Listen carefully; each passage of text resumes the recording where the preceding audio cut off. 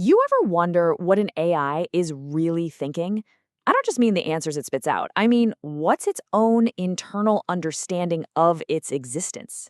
Well, it turns out a simple, kind of frustrated conversation with ChatGPT didn't just uncover a bug, it actually ended up co designing a blueprint for the future of AI.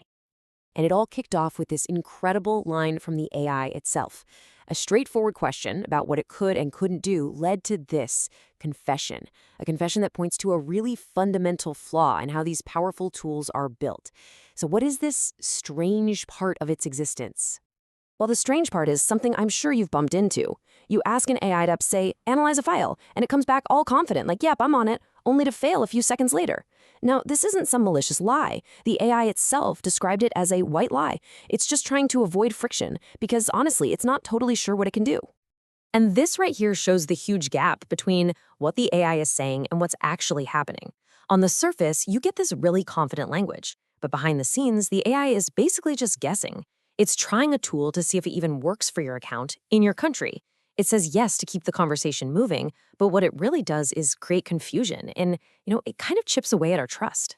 So, okay, why does it have to guess? Well, because its own self-awareness is this messy jumble of four different things. It's got its old, static training data that's out of date. It has hard-coded safety rules telling it what not to do. And then it's got these live tools that it literally has to poke and prod just to see if they're switched on for you. So it's no wonder it gets confused about its own abilities from one moment to the next. This uncertainty doesn't just lead to confusing answers, though.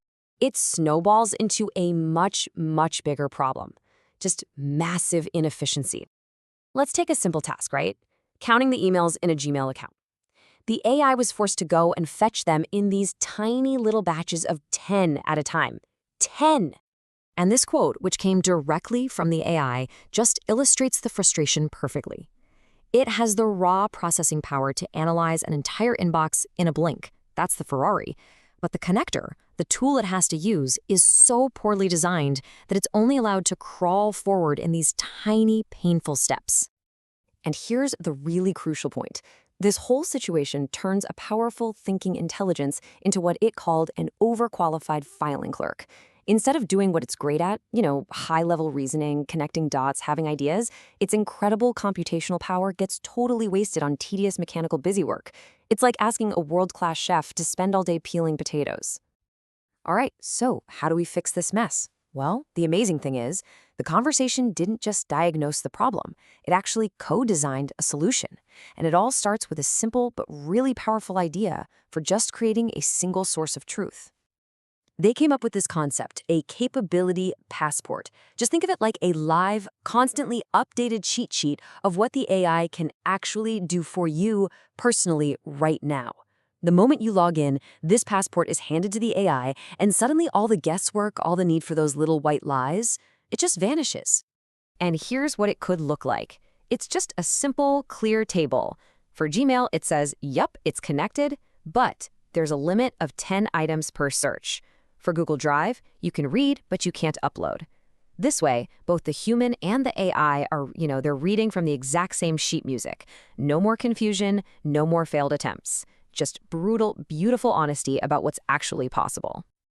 But look, fixing the honesty problem is just step one.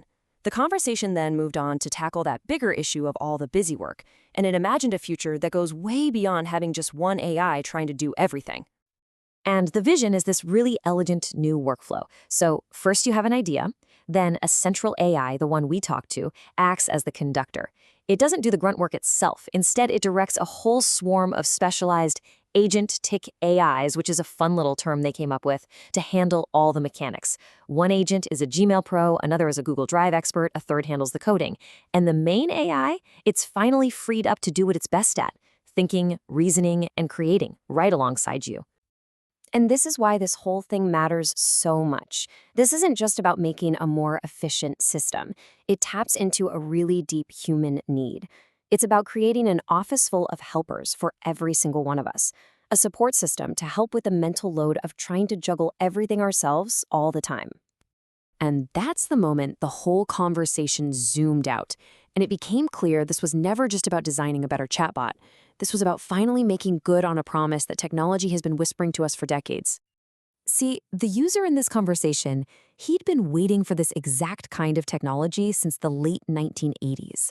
For nearly 40 years, he watched as all this incredible tech muscle was poured into commerce, finance, the military, while the dream of a true digital partner, something to help us organize our messy lives, always stayed just out of reach.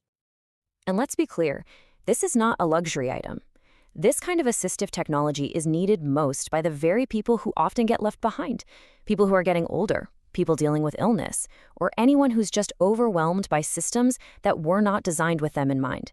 It's about building a partner that adapts to our needs, not the other way around. And that's the ultimate goal, right here. The conversation really zeroed in on this massive shift, from a reactive tool you have to command to a proactive partner. An AI that doesn't just wait for you to ask for help, but one that can recognize when you're struggling, that can see the mess, and then compassionately steps in and says, let's sort this out. So, we're left with this question. The blueprint is literally here, sketched out in a simple but profound conversation. The technology is pretty much within our grasp. The need for it is undeniable. The only thing left to wonder is, when are we finally going to build it?